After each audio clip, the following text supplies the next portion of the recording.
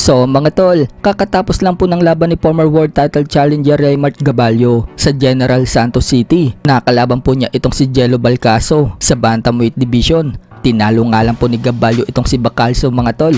Bayan knockout sa round 3. Hindi po kinaya ni Bacalso mga tol ang lakas ni Gaballo. So dahil sa panalo po ni Raymart Gaballo, may naka-schedule na po agad siyang laban sa Amerika na magaganap sa May 16. Ayon po yan sa BoxRec. At ang makakalaban niya mga tol ay itong Nicaragua boxer na si Alex Balicillo. May record na 14 wins, 1 loss with 12 knockouts.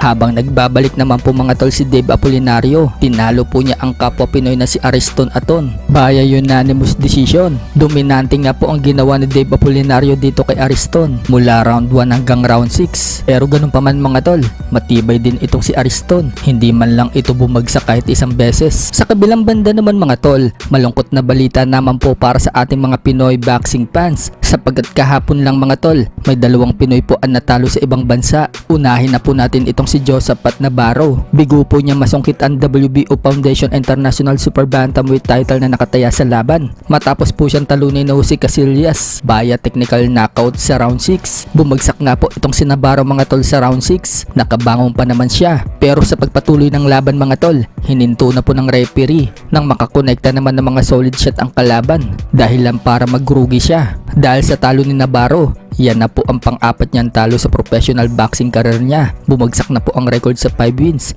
4 losses and 2 draws. Habang umabante naman po ang record ni Jose Casillas sa 7 wins, 1 loss and 1 draw.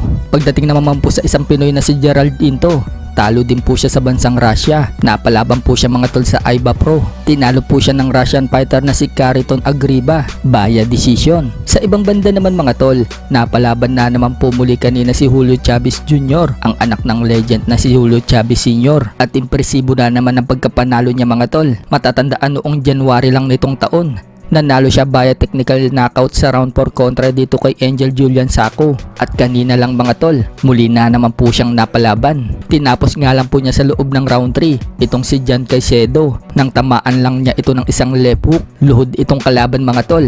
At hindi na nagawang bumangon pa. Dahil sa panalo ni Julio Chavez Jr., umabante na po ang record niya sa 56 wins, 7 losses and 1 draw.